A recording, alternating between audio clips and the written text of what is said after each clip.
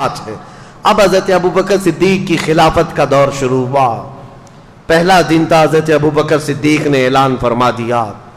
اب مسجد نبوی کا پہلا خطبہ خلافت کے بعد کا سنو توجہ سے۔ سیدنا ابوبکر صدیق رضی اللہ تعالیٰ عنہ فرماتے ہیں، اے مسلمانوں، اللہ سے ڈرو، کمزوروں پر ظلم نہ کرو، اور نہ حق کسی کے ساتھ ظلم کا یا زیادتی کا معاملہ کبھی ہونے نہ پائے۔ اور یہ خطبے میں آپ نے فرمایا، سب کے سب اس بات پر گواہ رہو کہ اگر بال برابر بھی میں رسول اللہ صلی اللہ تعالیٰ علیہ وسلم کے طریقے سے ہٹ کر کے کوئی کام کرتا ہوا نظر آ جاؤں تو تم لوگ اپنی تلواروں سے مجھے سیدھا کر دینا۔ یہ وقت کا خلیفہ کہہ رہا ہے۔ حضرت ابوبکر صدیق نے فرمایا، اگر میں بال برابر بھی ہٹ جاؤں تو تم اپنی تلواروں سے مجھے سیدھا کر دینا، اور اگر رسول اللہ صلی اللہ تعالیٰ علیہ وسلم کے بتائے ہوئے راستے پر ہی چل رہا ہوں تو تم میری بات کو قبول کر لینا۔ اور اس کے بعد مسجد نبوی شریف امامت کے لیے آگے بڑھتے ہیں۔ عزیزان گرامی وقار، آج بھی وہ مصلی امامت موجود ہے جہاں میرے آقا نے امامت فرمائی، وہ مسجد نبوی کا شروع کا حصہ۔ نبی پاک صلی اللہ تعالیٰ علیہ وسلم کا جو محراب ہے نا، آج بھی وہ مدینے میں ہے، مسجد نبوی میں وہ محراب ویسے ہی ہے۔ حضرت ابوبکر صدیق جیسے ہی آئے، اس محراب کو آپ نے کیا کر دیا؟ بند کر دیا۔ جہاں رسول کریم صلی اللہ علیہ وسلم، جیسے یہ محراب ہے، اس محراب کو بند کر کے آپ نے دیوار چندی، ایک دیوار بنائی، اور پیچھے آ گئے مصلی لے کر، پیچھے کی طرف آ گئے۔ لوگوں نے کہا وہ رسول اللہ کا محراب، رسول کریم صلی اللہ تعالیٰ علیہ وسلم کا محراب ہے، آپ نے وہاں پر دیوار لگا دی اور آپ پیچھے مصلی لے کر کے آ گئے۔ اللہ اکبر، کمال عشق دیکھو۔ کہتے ہیں میں نہیں چاہتا کہ جہاں رسول اللہ کے قدم ہو میرے قدم ہو، بلکہ میں نے مصلی پیچھے اس لیے ہٹا لیا کہ جب میں سجدے میں جاؤں تو میرا سر وہاں ہو جہاں رسول اللہ کے قدم تھے۔ بخدا خدا کا یہی ہے ڈر، نہیں اور کوئی مفر مکر، جو وہاں سے ہو یہیں آ کے ہو، جو یہاں نہیں تو وہاں نہیں۔ اعلیٰ حضرت نے جو فرمایا، حضرت ابوبکر صدیق نے کہا کہ میرا سر وہاں لگے جہاں رسول اللہ کے قدم لگتے تھے، کیونکہ حضور پیچھے کھڑے ہوتے اور پیشانی حضور کی محراب کے اندر ہوتی۔ آپ نے وہ پیشانی کی جگہ حضور جہاں سجدہ کرتے تھے اس کو بند کر دیا، اس لیے کہ کبھی کسی اور کا پیر وہاں نہ پڑنے پائے جہاں رسول اللہ کی پیشانی لگی۔ یہ خلافت کا دور شروع ہوا تو آپ نے اعلان فرمایا، اے لوگوں، صدیق اکبر رضی اللہ تعالیٰ عنہ فرماتے ہیں کہ اے لوگوں، دیکھو مدینہ طیبہ میں آج جو حالات پیدا ہو چکے ہیں ان سب کے لیے فوری طور پر کوئی تدبیر اختیار کرنا ضروری ہے۔ کیا کیا حالات تھے، چیلنجز میں آپ کے سامنے رکھتا ہوں، آپ خود محسوس کر لیں گے کتنا ڈیفیکلٹ تھا ڈیسیزن لینا۔ زکوٰۃ کے منکرین پیدا ہو گئے، وہ بھی سینکڑوں کی تعداد میں، کہتے ہیں زکوٰۃ ہم نہیں دیں گے۔ اچھا، ایک مسئلہ یہ تھا، حضور نے اپنی وفات کے چند دن پہلے ہی حضرت اسامہ بن زید، حضور صلی اللہ تعالیٰ علیہ وسلم کے منہ بولے بیٹے حضرت زید، جو جنگ موطا میں شہید ہوئے، ابھی جمعہ کے بیان میں نے عرض کیا تھا، حضور صلی اللہ علیہ وسلم نے اپنا جھنڈا دے کر بھیجا تھا۔ موطا جارڈن کا ایک علاقہ ہے۔ یہ جنگ کیوں ہوئی تھی یہ بھی میں نے بتایا ہے۔ حضور صلی اللہ تعالیٰ علیہ وسلم کے قاصد صحابی حارث بن عمیر، یہ روم کے بادشاہ کے پاس خط لے کر کے جا رہے تھے، بیچ میں بلقا کا ایک بادشاہ شرحبیل جس کا نام تھا، اس نے گرفتار کر کے حضور کے اس صحابی کو رسیوں میں باندھ کر ٹکڑے کر کے قتل کیا۔ تو اب اس قتل کے خلاف ظاہر سی بات ہے حضور صلی اللہ تعالیٰ علیہ وسلم نے صحابہ کو جمع کیا اور 3000 صحابہ کی تعداد بھیج دی، جس میں حضرت زید بن حارثہ تھے، حضور کے منہ بولے بیٹے، ان کے ہاتھ میں جھنڈا دیا اور یہ فرمایا تھا ان کے بعد جعفر طیار جھنڈا لے لیں گے، ان کے بعد عبداللہ بن رواحہ، ان کے بعد مسلمان جس کو منتخب کرے وہ جھنڈا لے، وہ سپہ سالار ہے۔ اور جنگ موطا میں جیسی پہنچے تھے یہ 3000 صحابہ، رومیوں کی فوج 1,00,000 کی تعداد کے برابر تھی۔ یہ صحابہ میں سے کوئی پیچھے ہٹا نہیں، 1,00,000 سے لڑنے کے لیے تیار بھی ہوئے، لڑ پڑے۔ اور اس کے بعد حضرت زید بن حارثہ شہید ہو گئے، حضور کے منہ بولے بیٹے اس جنگ میں شہید ہوئے، پہلے شہید۔ اس کے بعد حضرت جعفر طیار جو حضرت علی کے سگے بھائی ہیں، ان کو رومیوں نے پیٹ سے بیچ میں کاٹ کر 2 ٹکڑے کر دیے تھے، وہ شہید ہوئے۔ تیسرے حضرت عبداللہ بن رواحہ، یہ بھی شہید ہوئے۔ حالات بہت سخت تھے جنگ موطا میں، تب سارے صحابہ نے مل کر کے جھنڈا کس کے ہاتھ میں پکڑایا؟ خالد بن ولید کے ہاتھ میں۔ یہ جنگ تھی پہلی خالد بن ولید کی۔ اس جنگ موطا میں 9 تلواریں ان کے ہاتھ سے ٹوٹی ہیں، اور اس کے بعد انہوں نے جھنڈا گرنے نہیں دیا تھا۔ 3000 کی فوج کو لے کر 1 لاکھ سے لڑتے تھے، ایسے لڑتے تھے، صفوں کی صفیں درہم برہم کرتے تھے۔ شام سے پہلے رومیوں کی طرف سے اعلان ہوا کہ خالد بن ولید ایسا ہو گیا ہے کہ یہ بدکے ہوئے گھوڑے کی طرح صفیں درہم برہم کر رہا ہے، تم سب کے سب پیچھے ہٹ جاؤ اور ان کو جانے دے دو۔ رومی فوج پوری کی پوری پیچھے ہٹ گئی، اور جتنے مرے اس میں سے وہ چھوڑ کر پوری جنگ میں صرف 8 مسلمان شہید ہوئے تھے۔ 1 لاکھ لوگوں نے مل کر 3000 کا مقابلہ کیا اور 8 شہید ہوئے تھے۔ حضرت خالد بن ولید یہ پہلی فتح کر کے واپس لوٹ رہے تھے۔ جنگ موطا، یہ جنگ موطا 8 ہجری میں ہوئی ہے حضور کے۔ اس جنگ میں جو شہید ہوئے حضرت زید، ان کا غم تھا حضور کو۔ ان کے بیٹے اسامہ 19 سال کے جوان تھے۔ حضور صلی اللہ تعالی علیہ وسلم نے حضرت اسامہ کو سپہ سالار بنایا اور کہا رومیوں کو پھر سے ادھیڑنے کے لیے، ان کو اکھیڑنے کے لیے ایک فوج بھیجی جس میں 10,000 صحابہ جمع تھے۔ حضرت اسامہ بن زید کو مدینے سے روانہ کر دیا۔ اسامہ بن زید مدینے سے نکلے ہی تھے کہ حضور کی وفات ہو گئی۔ حضور کی وفات ہوتی اسامہ بن زید اور یہ پوری فوج ظاہر سی بات ہے مدینے واپس آ گئی۔ اب مسئلہ یہ تھا کہ حضور کی وفات کے بعد خلافت بھی قائم ہو گئی، حضرت ابوبکر خلیفہ بن گئے۔ اب کیا کرنا ہے؟ اب مسئلے ایسے تھے کہ ایک طرف مسیلمہ کذاب جھوٹا نبی بننے کا اعلان کر چکا ہے، اسود انسی ایک اور شخص ہے جو نبوت کا دعویٰ کیا، طلحہ بن خویلد ایک ایسا شخص ہے وہ بھی نبوت کا دعویٰ کر بیٹھا ہے، 3 بڑے بڑے دجال ظاہر ہوئے ہیں۔ ایک طرف زکوٰۃ نہ دینے کی ایک جماعت پیدا ہو گئی، مرتد ہو گئے، اور ایک طرف اسامہ بن زید کی یہ 10,000 کی فوج جو روم جا رہی تھی لڑنے کے لیے۔ کیا کیا فیصلے لینے ہیں؟ حضرت ابوبکر صدیق اٹھتے ہیں سیدھے اسامہ بن زید کو کہتے ہیں جو فوج تمہارے ساتھ جانے والی تھی سب کو تیار کرو، اور اس کے بعد اسامہ بن زید کو گھوڑے پر بٹھایا۔ یہ فوج وہیں جائے گی جہاں رسول اللہ نے بھیجا تھا۔ حالات ایسے تھے کہ فوج اتنی بڑی بھیجنے کے جیسے حالات نہیں تھے، یہاں تک کہ لوگ سب آ کر کے کہنے لگے خلیفہ اسلام ابھی حالات ایسے نہیں ہے کہ آپ 10,000 کی فوج مدینے سے بھیج دیں گے، حضور کی وفات ہوئی ہے، اچانک مدینے پر کچھ ہو گیا تو کیا کریں گے، اتنی بڑی فوج جا رہی ہے۔ حضرت ابوبکر صدیق نے کہا قسم رب ذوالجلال کی میری جان بھی چلی جائے میں اس فوج کو واپس نہیں کر سکتا جس کو رسول اللہ نے بھیجا ہے۔ اسامہ بن زید کو بٹھا دیا گھوڑے پر اور ان کے گھوڑے کی رسی خود پکڑ کر کے جانے لگے۔ یہ حضرت ابوبکر صدیق ہے، گھوڑے کی رسی خود پکڑ کر کے نکلے۔ اسامہ بن زید کی عمر 19 سال کی ہے، صدیق اکبر کی عمر 60 سال کی ہے۔ 60 سال کا خلیفہ رسول گھوڑے کی رسی پکڑ کر چل رہا ہو، اسامہ بن زید گھوڑے سے اچھل کر نیچے آ گئے۔ کہا اے خلیفہ اسلام، اے جانشین رسول، آپ چلیں اور میں بیٹھوں؟ گوارا نہیں ہے۔ حضرت ابوبکر صدیق نے کہا بیٹھ جاؤ اسامہ، اس گھوڑے کی پشت پر دنیا کی دولت نے نہیں میرے رسول نے تجھے بٹھایا ہے، تجھے کوئی نہیں اتار سکتا، بیٹھ جاؤ۔ پھر کہا آپ رسی پکڑ کر کیوں چل رہے ہیں؟ کہا خلافت کی ذمہ داریاں ایسی آ گئیں کہ مدینے کی سیکیورٹی بھی ہے، ان دجالوں سے مقابلہ بھی ہے، منکرین زکوٰۃ سے بھی لڑنا ہے۔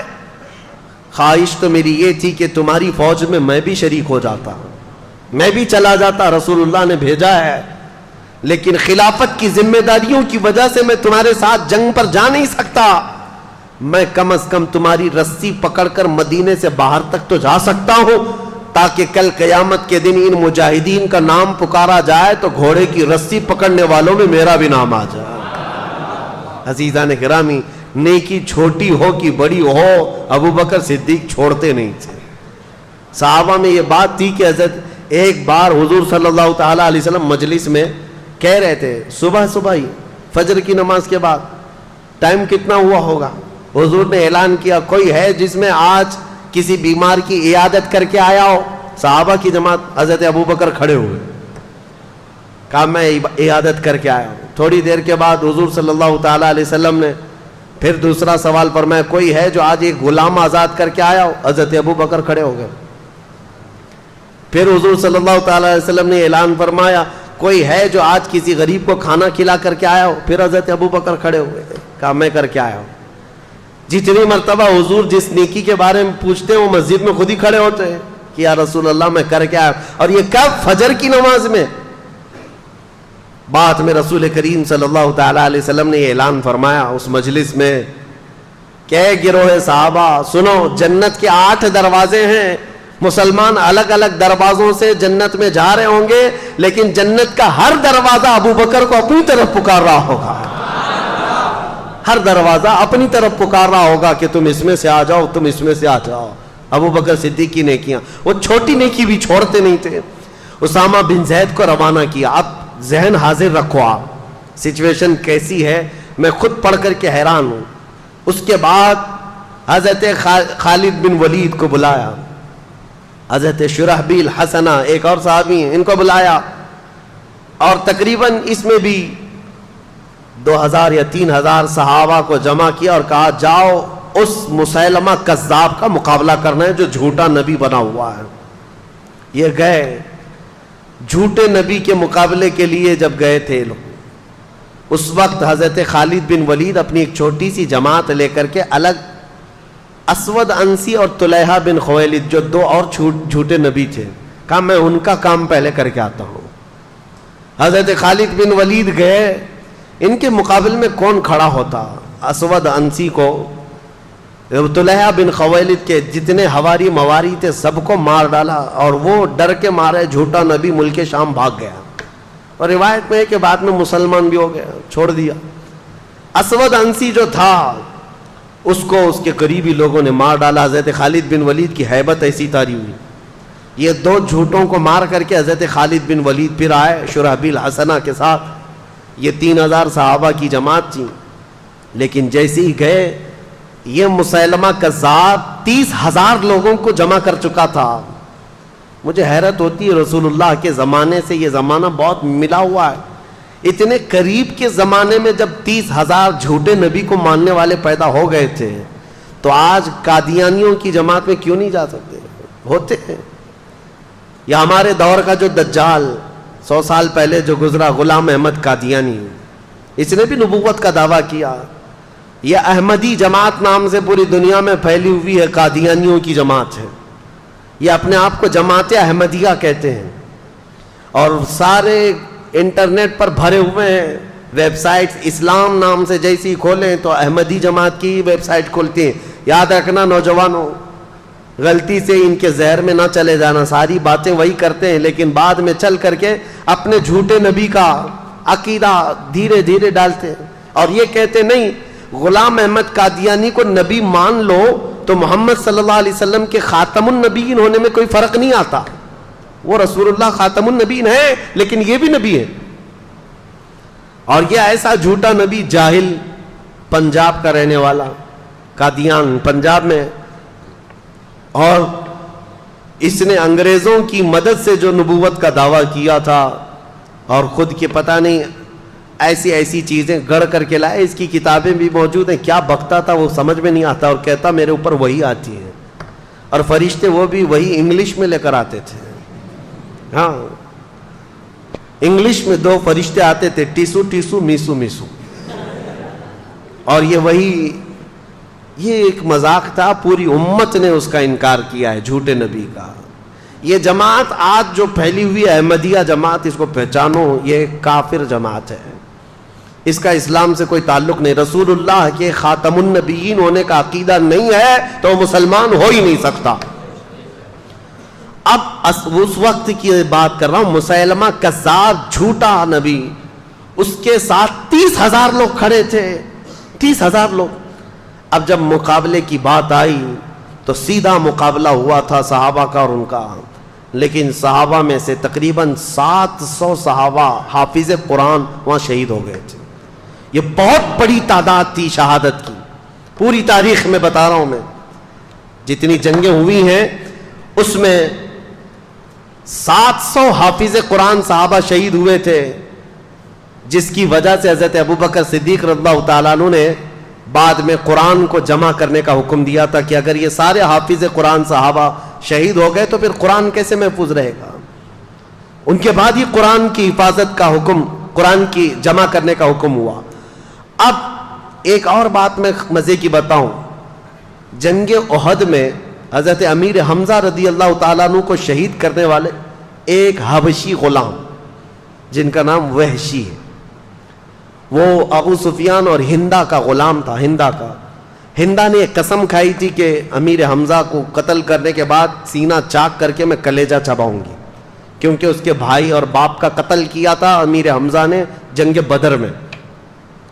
تو امیر حمزہ کو قتل کرنے والا وحشی، نام ہی وحشی تھا لیکن کالے قسم کے حبشی، امیر حمزہ کو نیزہ مار کر کے شہید کیا تھا. بہت تیر انداز، ایسا نشانہ لگانے میں ماہر، ایسا نشانہ کہ بہت دور سے اگر وہ ایک باریک سی چیز کو بھی رکھ دیا جائے تو اپنے نیزے سے نشانے پر لگا دیتے. تو امیر حمزہ اس کے نیزے سے شہید ہوئے. لیکن حیرت کی بات یہ ہے کہ وہ وحشی بعد میں اسلام میں داخل ہوئے اور رسول اللہ کے صحابی بھی بنے. میرے آقا نے بہتوں کو معاف کیا ہے، بہتوں کو معاف کیا ہے.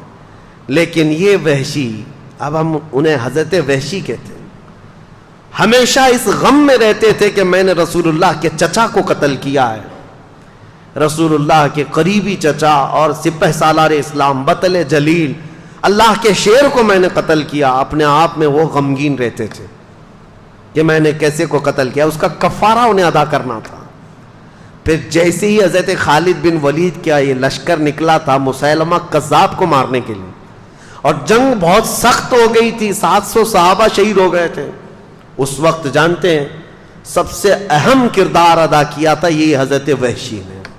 نشانہ باز کی ضرورت تھی. مسیلمہ کذاب چھپ چھپ کر کے بیٹھتا تھا، اس کے اطراف لوگوں کی بھیڑ ہوتی، چھپتا تھا. یہ حضرت وحشی نے جو نیزہ حضرت امیر حمزہ کو مارا تھا نشانے سے، اس جنگ کے میدان میں بڑی دور سے نیزہ چلایا تھا تو سیدھے مسیلمہ کذاب کی پیشانی میں گھس گیا. وہ جھوٹا نبی ایک ہی دم میں مر گیا، نیچے زمین پر آ گیا. وہ حضرت وحشی کہتے تھے میں نے یہ کفارہ ادا کر لیا. زمانے جاہلیت میں نے ایک بطل جلیل کو قتل کر دیا تھا. زمانے اسلام میں دنیا کا سب سے بڑا دجال جھوٹا نبی تھا، اس کو میں نے قتل کیا. یہ جنگ سرو کر لیا حضرت ابوبکر صدیق نے. اب سنیے، حالات ایسے تھے کہ ایک طرف حضرت خالد بن ولید مسیلمہ کذاب سے لڑنے کے لیے گئے ہیں، ایک طرف حضرت اسامہ بن زید 10,000 کا لشکر لے کر رومیوں سے لڑنے گئے. ان کے باپ کا بدلہ بھی لینا تھا، رومیوں سے لڑنے کے لیے گئے. اور تیسری طرف زکوٰۃ کے منکرین جو تھے وہ کہہ رہے تھے ہم زکوٰۃ نہیں دیں گے. حضرت ابوبکر صدیق سارے صحابہ جو موجود تھے، اکثر تو جا چکے 2 جنگوں میں بلکہ کئی جنگوں میں، خود حضرت ابوبکر موجود ہیں اور کچھ صحابہ تھے. کہا کہ اٹھو، وہ زکوٰۃ کے جو منکرین ہیں ان سے ہم جا کر لڑیں گے. حضرت عمر نے کہا کیا پورا مدینہ خالی کر دو گے آپ؟ خلافت پہ ابھی آئے بیٹھے ہیں اور آنن فانن آپ ساری لڑائیاں، ادھر بھی ادھر بھی وہ بھی یہ بھی. یہ زکوٰۃ کے جو منکرین ہیں ان کو بعد میں نپٹ لیں گے. صدیق اکبر نے کیا کہا جانتے ہو؟ اے عمر، اسلام سے پہلے جو تمہارے اندر شدت تھی، جو جلال تھا، وہ کہاں چلا گیا؟ دین اور ایمان کے متعلق تمہارا غضب ٹھنڈا کیوں ہو گیا؟ اور پھر کہتے ہیں سارے مدینے والے آ کر مجھے روک دیں کہ یہ منکرین زکوٰۃ سے لڑنا نہیں چاہیے. کہتے ہیں قسم خدا کی، وہ ایک بکری کا بچہ بھی جو زکوٰۃ میں پہلے دیتے تھے، اگر وہ بھی ان لوگوں نے دبا کر کے رکھ لیا تو یہ ابو بکر ان سے لڑتا رہے گا چاہے مدینے والوں کے چھتڑے اڑ جائیں. کیوں؟ اس کو ہلکے میں نہیں لیتے تھے. کہا آج انہوں نے زکوٰۃ کا انکار کیا، کل نمازوں کا انکار کریں گے. اس کے بعد پھر وہ دین اسلام کی بنیادوں کو ہلا دیں گے. یہ ہوتی ہے خلافت کی اہم ذمہ داری کو سمجھنا.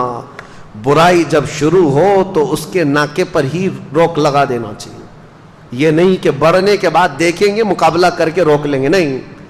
حضرت ابوبکر صدیق نے منکرین زکوٰۃ سے لڑنے کے لیے بھی صحابہ کو بھیج دیا, اور یہ تینوں محاذ پر گئے ہوئے صحابہ کوئی بھی ناکام واپس نہیں لوٹا, کوئی ناکام نہیں لوٹا. حضرت اسامہ بن زید کی عمر تو 19 سال کی تھی, رومیوں کے دانت کھٹے کر کے ان کو کھدیڑ کر کے واپس تشریف لائے. خالد بن ولید اسود انسی کو بھی مار دیا, طلحہ خویلد کا فتنہ بھی ختم کیا, مسیلمہ کذاب جھوٹے نبی کو بھی مار دیا. صاف فتنے ختم کر کے حضرت خالد بن ولید وہاں سے لوٹ رہے تھے. اور یہ منکرین زکوٰۃ کے لیے جو صحابہ گئے تھے وہ سارے منکرین زکوٰۃ جو زکوٰۃ دینے سے انکار کر رہے تھے ایسے ڈر گئے کہ سچی توبہ کیا اور ساری زکاتیں لا کر مدینے میں جمع کر دیا. یہ سارے فتنے ایک ساتھ ختم کیے تھے سیدنا ابوبکر صدیق رضی اللہ تعالی. خلافت, سیاست اور حکومت. اس کے بعد کیا آپ کب سوتے تھے, کب جاگتے تھے اور کب یہ سارے کام کرتے تھے؟ یہ ایک صحابی حضرت مثنہ, ابھی یہ سب واپس آئے نہیں ہیں. سنو, اسامہ بن زید آئے نہیں, خالد بن ولید آئے نہیں, زکوٰۃ کے منکرین آئے نہیں. ایک صحابی عراق سے آئے, عراق کے رہنے والے حضرت مثنہ رضی اللہ تعالی. یہ خود مسلمان تھے اور ان کا خاندان عیسائی تھا. یہ آئے اور کہا, اے خلیفہ اسلام, عراق کے لوگ, ملک شام کے لوگ, ایران کی حکومت تھی اس وقت, میں نے تاریخ میں پہلے ہی بتایا, پرشین امپائر, فارس کے لوگ, یہ مسلمان, یہ عربوں سے اتنا شدید چڑھتے تھے. اب سنیے, عرب کی اور ایران کی جنگ آج کی نہیں ہے, یہ بہت پرانی ہے. آج بھی ان لوگوں کی لڑائیاں چلیں, ایرانی عربوں کو نہیں مانتے, عرب ایرانیوں کو نہیں مانتے. یہ بہت پرانی ان کی شقاوت ہے, آپس میں دشمنی ہے. ایران کا جو بادشاہ تھا کسرا اس وقت, خسرو پرویز, یزدگرد اور پھر جو ہے بزرج مہر, یہ سب وہ بادشاہ ہیں ایران کے جو کسرا کہلاتے تھے. یہ کوئی عرب آدمی ان کے ہاں نظر آتا تو اس کے کندھے کاٹ دیتے تھے. عربوں سے اتنی نفرت کرتے تھے, اور عرب لوگ بھی ان سے نفرت کرتے تھے, ایرانیوں کو برداشت نہیں کرتے تھے. کبھی کبھار ایرانی جو ہے حکومت کرتے کرتے یمن تک آ گئے, حجاز مدینے تک بھی آ گئے تھے. عرب لوگوں کی ان کے ساتھ جنگیں چلتی ہی رہی ہیں. اب جب اسلام آیا اور اس کا رعب و دبدبہ قائم ہوا تو جانتے ہیں رسول اللہ کا خط لے کر کے ایک صحابی گئے تھے خسرو پرویز بادشاہ کے پاس. اس نے رسول اللہ کا خط پھاڑ کر پھینک دیا تھا, اور جو قاصد صحابی آئے تھے ان کا قتل کر دیا تھا, اور کہا غلام مجھے حکم دیتے ہیں اسلام میں آؤ. عربوں کو غلام سمجھتے تھے, حقیر سمجھتے تھے عربوں کو. ایرانیوں کی فطرت یہ بہت پرانی ہے, اب تو مسلمان ہوئے ہیں, بہت زمانہ ہو گیا ہے, لیکن وہ جو ایرانی تھے آگ پرست, آتش پرست, آگ کی پوجا کرنے والے, وہ عربوں سے شدید اختلاف رکھتے تھے. اور حضور صلی اللہ تعالیٰ علیہ وسلم نے فرمایا بھی تھا اس بادشاہ کے بارے میں, جس نے میرا خط پھاڑا اللہ اس کی سلطنت کو پھاڑ دے گا. حضور کی زبان سے نکلا تھا. اب حضرت ابوبکر صدیق کی خلافت کا دور ہے, ایرانیوں کا بھی دبدبہ ہے. ایران جو ہے یہ اتنا ہی نہیں تھا جو آج ہے, وہ فارس جو ہے اس میں عراق بھی آتا, ملک شام بھی آتا, پھر ایک رومن امپائر جو ٹرکی تھا. اس زمانے میں قسطنطنیہ جو استنبول شہر ہے آج, یہ روم کا دارالخلافہ تھا, کیپٹل سٹی تھی, راجدھانی تھی. وہاں سے سارے رومی حکومت کرتے تھے. روم کے اندر تقریباً 40-50 آج کی کنٹریاں آتی تھیں اس زمانے. تو ایک طرف وہ تھے, ایک طرف یہ تھے. تو حضرت مثنہ جو عراق کے تھے وہ آ کر حضرت ابوبکر کے پاس اتنا کہنے لگ گئے کہ عراق میں ہم چاہتے ہیں کہ اسلام لے کر کے جائیں, وہاں ایرانیوں کا بڑا دبدبہ ہے, آپ کیا فرماتے ہیں؟ حضرت ابوبکر نے پوچھا, سارے صحابہ جو جنگوں پہ جا چکے ہیں اب ایک طرف آئے اور کہہ رہے ہیں عراق جانا ہے. کہا پہلے جاؤ تم اپنے خاندان کو مسلمان کرو. وہ گئے, ان کا خاندان ان کی تبلیغ پر پورا اسلام لائے. حضرت ابوبکر صدیق صرف حضرت مثنہ کے خاندان کو اور چند صحابہ کو کہتے ہیں جاؤ عراق پہنچو, اور اگر ایران کے بادشاہ کا کوئی وزیر جو وہاں پر تھا, وہاں پر جو موجود تھا, اس نے اگر مقابلہ کیا تو تم ان کے ساتھ جنگ کرنا. یہ حضرت ابوبکر صدیق کی غیرت ایمانی دیکھو, جذبہ تو دیکھو. ایک خاندان اور تھوڑے صحابہ کو ایران جیسی حکومت کے کسی وزیر سے لڑنے کے لیے بھیج دیے. اور وہ صحابی بھی ہیں, ایسا نہیں کہہ رہے ہیں کہاں بھیج رہے ہیں آپ, وہ بھی ایمان کامل کے ساتھ چل پڑے. بیچ راستے میں تھے حضرت خالد بن ولید, یہ مسیلمہ کذاب کو قتل کر کے آ رہے تھے. حضرت ابو بکر نے یہیں سے خط لکھ دیا خالد بن ولید کو کہ مدینے مت آنا, جتنے صحابہ تمہارے ساتھ بچے ہیں ان سب کو لے کر کے عراق کی فتح کرنے چلے جانا. مدینے آنے تک بھی نہیں دیا. حضرت خالد بن ولید خط کو چومتے ہیں اور وہیں سے عراق چل پڑتے ہیں.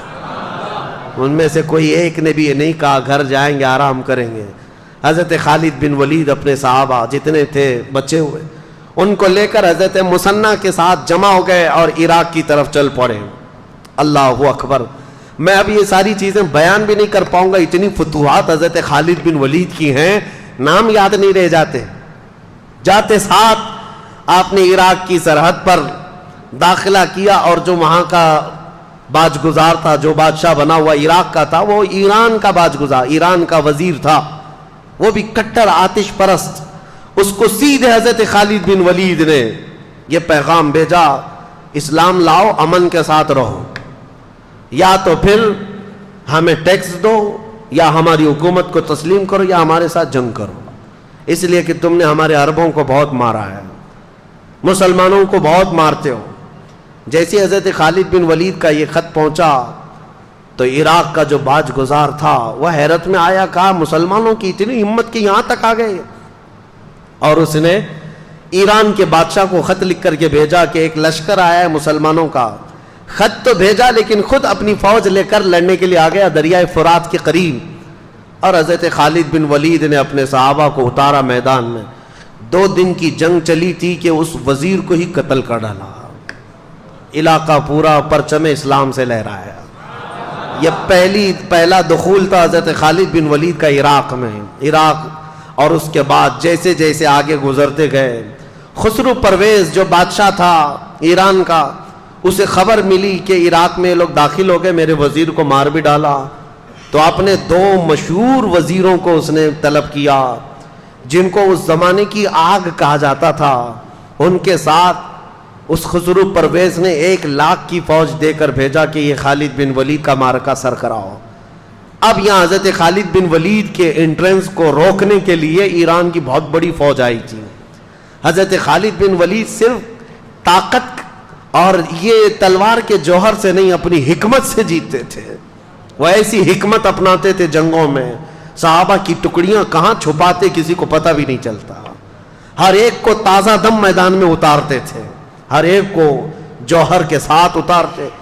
اور جو 2 آئے تھے یزدگرد ان کا کچھ نام تھا, یہ جو ایران کے بادشاہ کے, ان کا مقابلہ دریائے فرات پر حضرت خالد بن ولید نے ایسا کیا کہ ان میں سے ایک کو قتل کیا اور ایک کو وزیر کے بادشاہ کے پاس بھاگنے پر مجبور کیا, اور باقی فوج کو تتر بتر کر دیا. اور ایرانی فوج میں ایسی ہیبت طاری ہوئی کہ وہ بدکے ہوئے گھوڑوں کی طرح بھاگتے تھے اور کہتے تھے جنات آ گئے ہمارے ہاں, جنات آ گئے.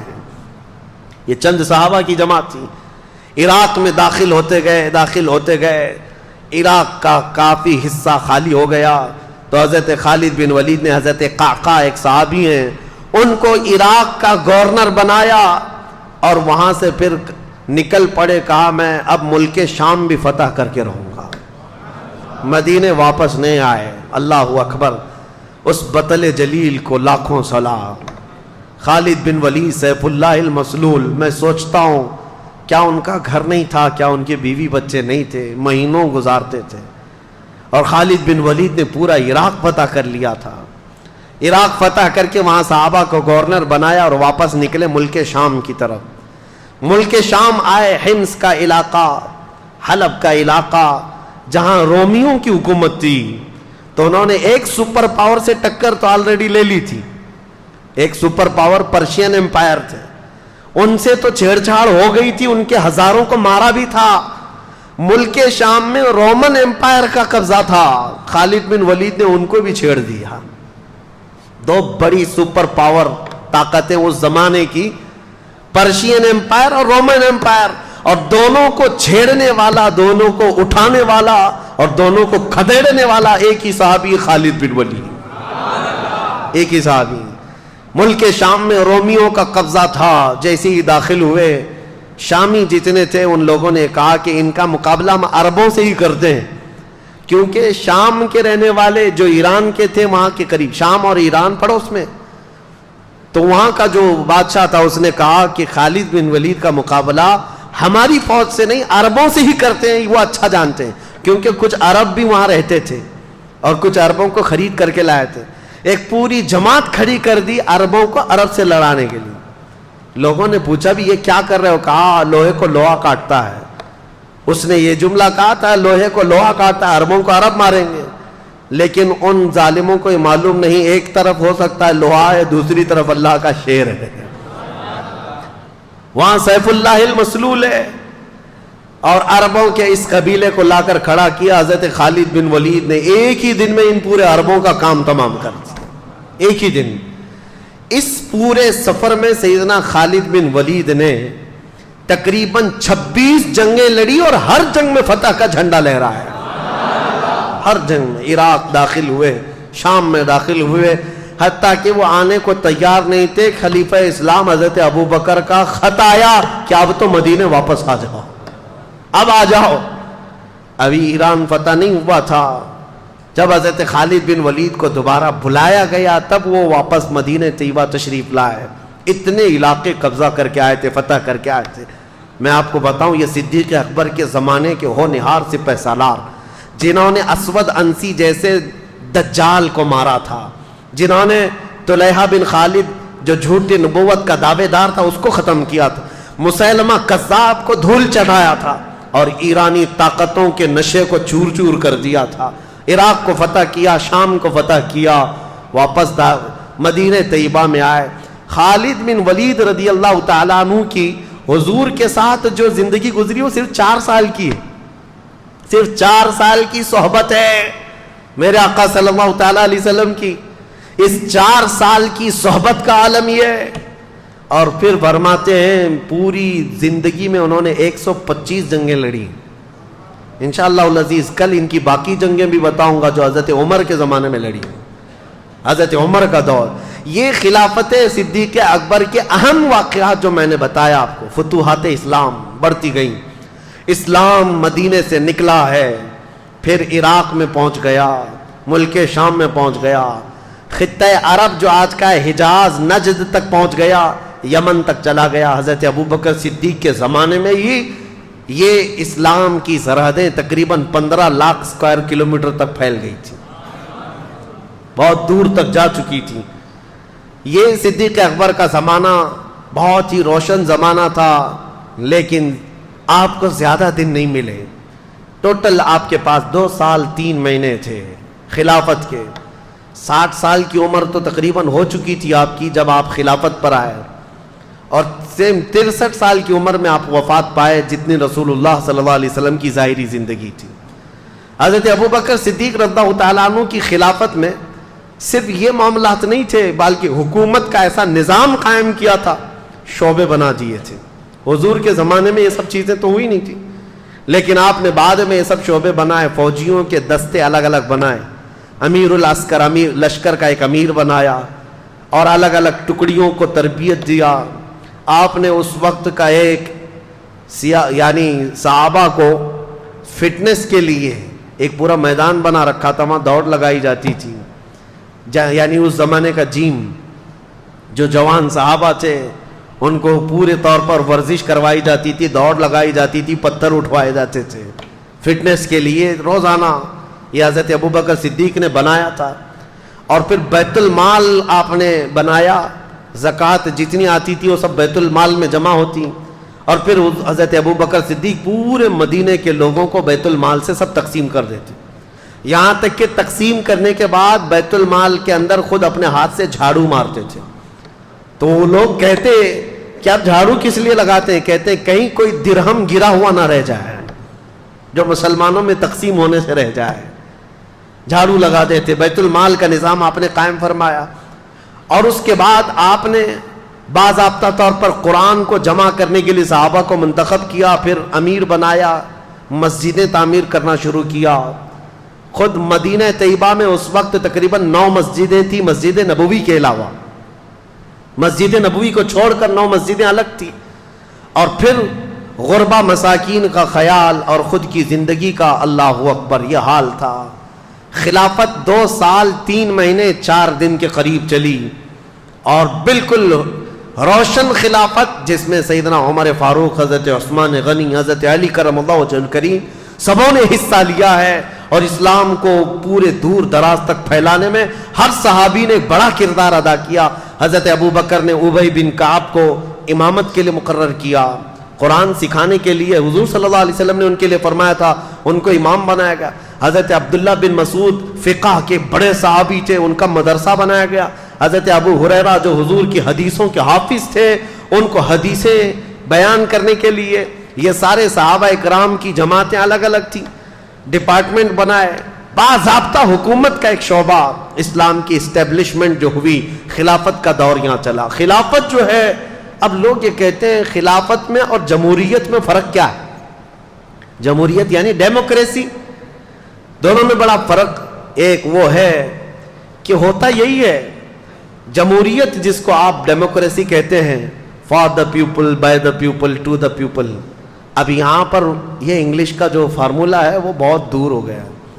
فار دا پیپل اور BUY بائی دا پیپل، یہ اب ڈیموکریسی ہو گئی ہے. یہ اب لوگوں سے بہت دور، فار دا نہیں ہے، فار دا پیپل ہو گئے. یہ جمہوریت آج ہو رہی. یہاں پر جو ڈیموکریسی ہے اس میں یہ کہا تو جاتا ہے لوگوں سے، لوگوں کے لیے، لوگ ہی حکومت کریں گے.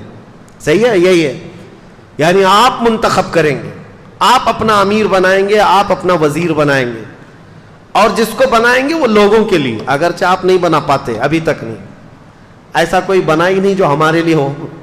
وہ سب اپنے خزانے جمع کرنے کے لیے ہوتا ہے.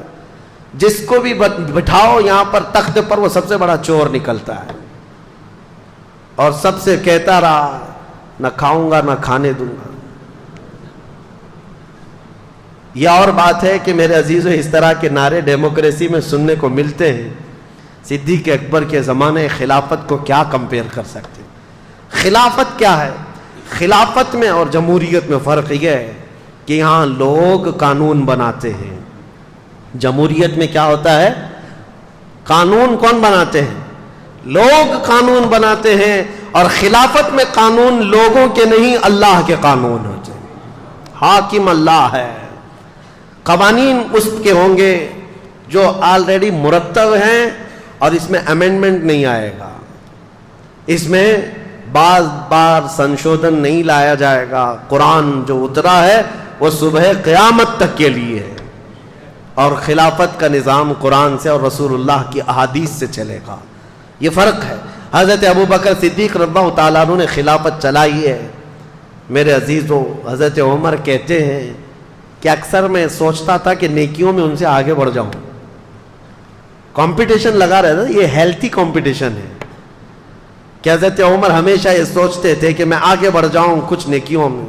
کہتے ہیں میں بہت تلاش اور جستجو کے بعد مدینے کی ایک غریب بوڑھی عورت کو ڈھونڈ لیا کہ اس کی مدد کروں گا، کوئی تھا نہیں اس کا. کہتے ہیں کہ میں صبح سوچا نماز کے بعد جا کر کے اس کے گھر کا کام کر دوں، لیکن اس کے گھر گیا تو دیکھا اس عورت کا گھر کا کام سب کیا ہوا ہے، اس کے برتن سب دھوئے ہوئے ہیں، اس کا بستر بچھا ہوا، اس کا گھر جھاڑا ہوا ہے. حضرت عمر کہتے ہیں میں نے دیکھا اس کا کوئی رشتہ دار نہیں، یہ عورت اٹھتی نہیں، چل پھر نہیں سکتی، اس کا گھر کا کام کون کرتا ہے؟ 2 دن انتظار کیا، تیسرے دن فجر سے پہلے جا کر کھڑے ہوئے. فجر سے پہلے ہی ایک شخص آیا، چہرے پر نقاب ڈالے ہوئے، گھر کی اس خاتون کے سارے کام کر کے جلدی نکل رہا ہے. حضرت عمر کہتے ہیں میں نے اس کا نقاب ہٹایا تو ابو بکر صدیق ہے. کہ تنہائی میں رات کے وقت کوئی غریب عورت کے گھر بھی کام کر جانا وقت کے خلیفہ کا. حالانکہ لوگ آج یہ سوچتے ہیں کہ یہ ڈیوٹی میری تھوڑی نہ ہے. صدیق اکبر رضی اللہ تعالیٰ عنہ راتوں کو سوچے نہیں. یہاں تک کہ حضرت عمر کہتے ہیں ایک مرتبہ میں سنا تھا کہ حضرت ابو بکر جنگل میں کسی کو کھانا کھلا کر آتے تھے.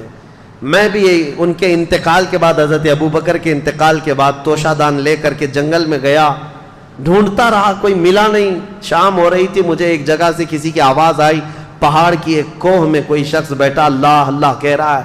حضرت عمر کہتے ہیں میں گیا, جا کر دیکھا تو اس کے ہاتھ بھی کٹے, پیر بھی کٹے, آنکھوں سے اندھا بھی, ایسا ایک دھڑ پڑا ہوا ہے لیکن بول رہا ہے. حضرت عمر کہتے ہیں شاید اسی کو ابو بکر کھلانے کے لیے آیا کرتے, مدینے سے یہ جنگلوں کی وادیوں میں آ کر تو شادان لے کر کھلاتے. حضرت عمر کہتے ہیں میں بھی اس اندھے آدمی کے پاس بیٹھ کر روٹیاں سالن میں ڈبو کر کھلا رہا تھا. اس نابینا نے پوچھا ہے آنے والے کیا ابو بکر کا انتقال ہو گیا؟ حضرت عمر کہتے ہیں وہ اندھا تھا, میں نے اس کو کچھ کہا نہیں تھا, میں نے بات بھی نہیں کی تھی. میں نے پوچھا تجھے کیسے پتا کہ آنے والا ابو بکر نہیں کوئی دوسرا آیا ہے؟ وہ اندھا کہتا ہے اس لیے کہ ابو بکر کو معلوم تھا میرے منہ میں دانت نہیں, وہ روٹی اپنے منہ سے چبا کر میرے منہ میں ڈالتے ہیں, اور تو نے پوری روٹی میرے منہ میں ڈالی تو سمجھ میں آ گیا کہ آج کوئی نیا آدمی آیا ہے. حضرت عمر کہتے ہیں اس دن میں کھڑا ہوا کہا اللہ کی قسم پوری زندگی بھی لگا دوں تو ابو بکر کے آگے نہیں بڑھ سکتے, صدیق اکبر کے آگے نہیں بڑھ سکتے. حضرت عمر یہ کہتے بھی تھے حضرت ابو بکر سے کہ ابو بکر میری زندگی کی پوری نیکیاں لے لو, پوری نیکیاں لے لو, وہ ایک رات مجھے دے دو جو غار ثور میں رسول اللہ کے ساتھ گزاری تھی, وہ ایک رات دے دو. وہ ظاہر سی بات ہے میرے عزیزوں, صدیق اکبر ہجرت کے وقت ساتھ ہیں رسول کریم صلی اللہ تعالیٰ علیہ وسلم. جہاں حدیثیں آج بھی اٹھاؤ, بخاری شریف, مسلم شریف, حدیثوں میں آپ پڑھیں گے کہ رسول کریم صلی اللہ تعالیٰ علیہ وسلم فلاں جگہ تشریف لائے, ابو بکر ساتھ میں تھے, عمر ساتھ میں تھے. پہاڑ پر گئے احد پر, رسول اللہ اور ساتھ میں ابو بکر تھے, عمر تھے. جہاں جہاں دیکھو حدیثوں میں ابو بکر ساتھ ہیں, عمر ساتھ ہیں, یہ حدیثوں میں موجود ہے. اور صدیق اکبر رضی اللہ تعالیٰ عنہ کا زمانہ خلافت پورے مدینے والوں کے لیے ایسا خوشگوار زمانہ تھا. ٹھنڈیوں کے دن آئے, جاڑے کے دن تھے. صدیق اکبر رضی اللہ تعالیٰ عنہ نے ٹھنڈے پانی سے غسل کر لیا, جاڑا لگ گیا, سردی پکڑ لی.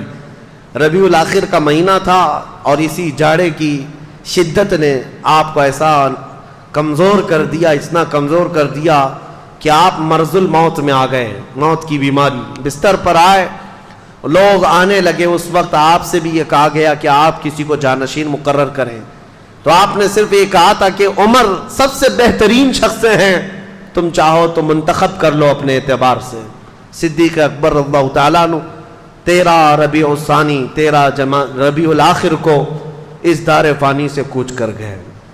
وہ اس دنیا سے پردہ فرما گئے, لیکن یہ وصیت کر گئے تھے کہ اے میرے لوگوں, اے میرے ساتھیوں, مجھے غسل دینا, کفن پہنانا, میرا جنازہ تیار کر کے رسول اللہ کے حجرے کے سامنے رکھ دینا, اور اجازت لینا اے اللہ کے رسول آپ کا دوست آپ کے ساتھ دفن ہونے کی اجازت چاہتا ہے, اگر اشارہ مل جائے تو مجھے حضور کے ساتھ دفن کر دینا, اور اجازت نہ ملے تو جنت البقیع میں عام مسلمانوں کے ساتھ دفن کر دینا.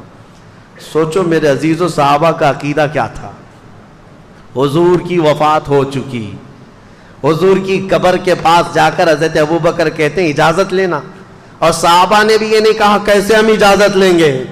پتہ ہے چلا صحابہ کا بھی عقیدہ وہی تھا, تو زندہ ہے واللہ, تو زندہ ہے واللہ, میری چشم عالم سے چھپ جانے والے چمک تجھ سے پاتے ہیں سب پانے والے, میرا دل بھی چمکا دے چمکانے والے. صدیق اکبر رضی اللہ تعالیٰ عنہ کی وفات کے بعد, آپ کی غسل کے بعد, تکفین و تجہیز ہونے کے بعد حضرت عمر فاروق نے آپ کی نماز جنازہ پڑھائی.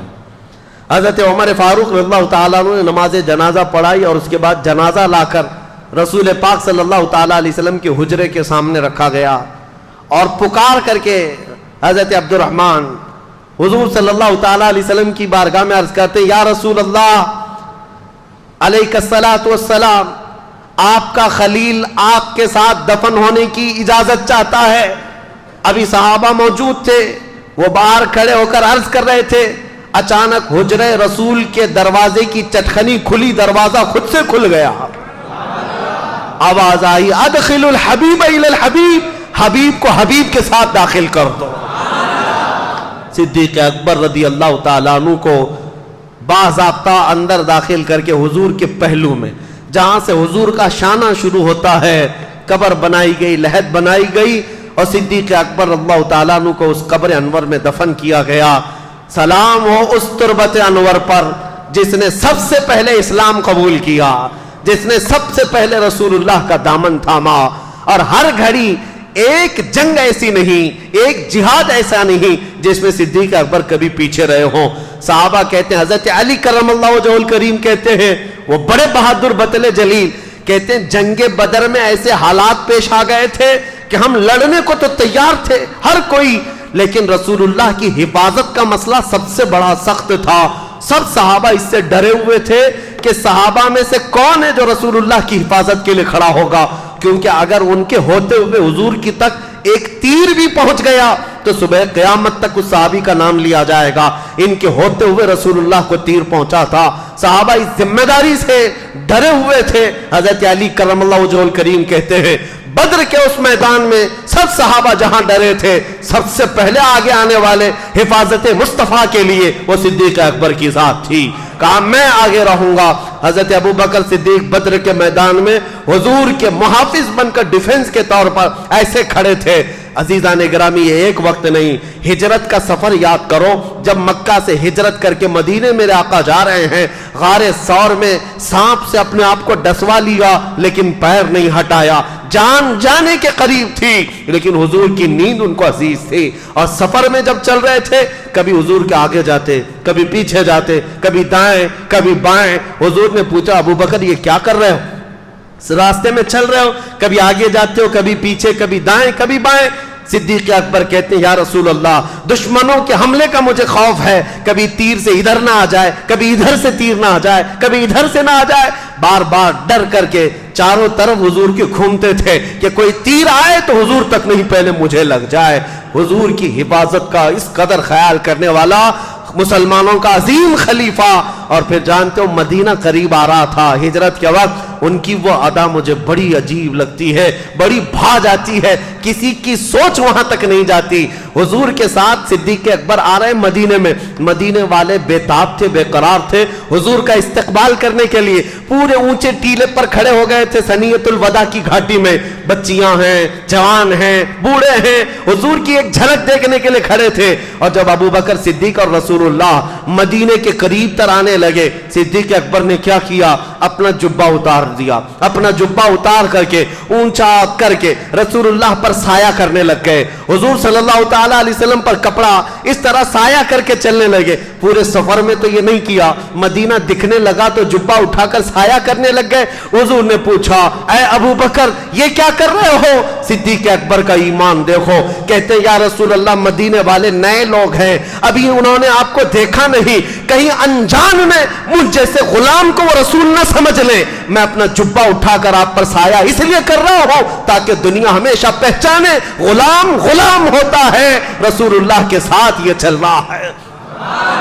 मेरे अजीजों, सिद्दीक अकबर का ये ईमान, ये जज्बा, ये हजारों फजीलतें हैं। मैं आज उनकी खिलाफत का असल दौर, उनकी खिलाफत की फुतूहात अर्ज करने आया था। तारीख खिलाफत जिस दिन से कायम हुई और उनकी वफात तक 2 साल 3 महीने 4 दिन, यह ऐसा सुनहरा दौर था कि आज भी तारीख में रकम है। अपने तो अपने, गैरों ने भी इसका इकरार किया है। अबू बकर और उमर जैसी खिलाफत दुनिया में देखी ही नहीं गई।